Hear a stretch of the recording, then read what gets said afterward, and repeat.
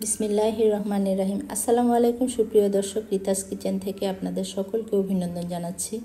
আজকে আপনাদের জন্য পায়েসের রেসিপি নিয়ে এসেছি।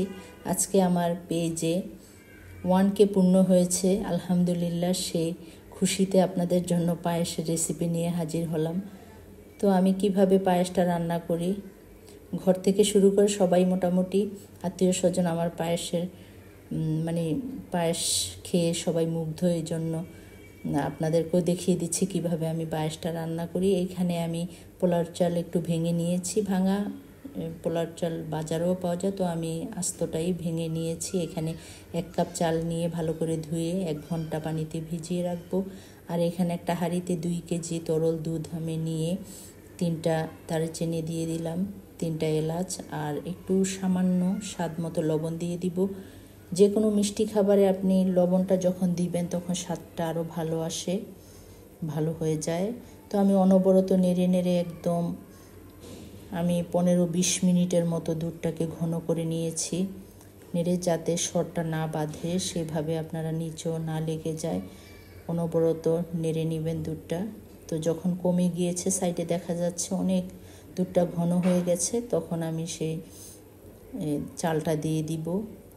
ছেঁকে নিয়েছিলাম আমি চালটাকে দিয়ে, তারপর বলক যখন উঠে যাবে নেড়ে, তখন আমি অন্য চুলায় মিডিয়াম লো হিটে ঢেকে রেখে দিব। আর আরেকটা চুলায় আমি এখানে একটা প্যান বসিয়ে দিয়ে 1 টেবিল চামচের মতো ঘি দিয়ে 3 রকমের বাদাম, কাজু, পেস্তা, কাঠবাদাম ভেজে নিব মিডিয়াম লো হিটে। আর একটু ঘি দিয়ে আমি এখানে কিশমিশগুলো ভালো করে ভেজে রেখে দিব সাইডে। তো এখানে আমি চুলায় যে বসিয়েছিলাম যে পায়েসটা, সেটাও আবার একটু বলক উঠে গেছে। এখন নেড়ে হয়ে গেছে আমার চাল সিদ্ধ। এখন আমি দিয়ে দিব চিনি। চালটা সিদ্ধ হলেই চিনিটা দিতে হয়।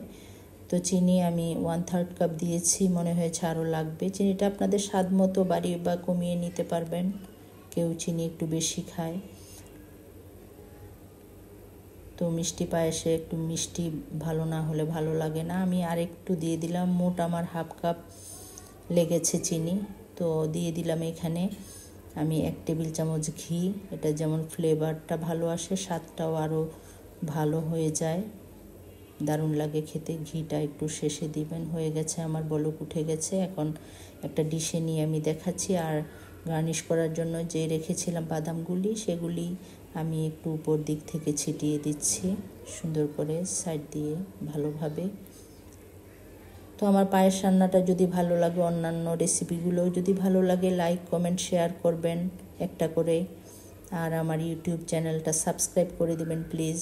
আমি যেভাবে করেছি পায়েসটা ঠিক সেভাবেই একটু আপনারা দুধ ঘন করে করার চেষ্টা করবেন, তাহলে পায়েস অনেক মজা হয়, টেস্টি হয়। আমি সার্ভ করে দেখাচ্ছি, দেখুন কতটা আকর্ষণীয় হয়েছে, লোভনীয়। খেতেও কিন্তু হয়েছিল দারুণ মজার। সবাই এটা খেয়ে অনেক প্রশংসা করে যখন আমি এটা রান্না করি। তো আগামী পর্বে আবার যে কোনো নতুন রেসিপি নিয়ে হাজির হব ইনশাল্লাহ। সে পর্যন্ত ভালো থাকবেন, সুস্থ থাকবেন। আল্লাহ হাফেজ।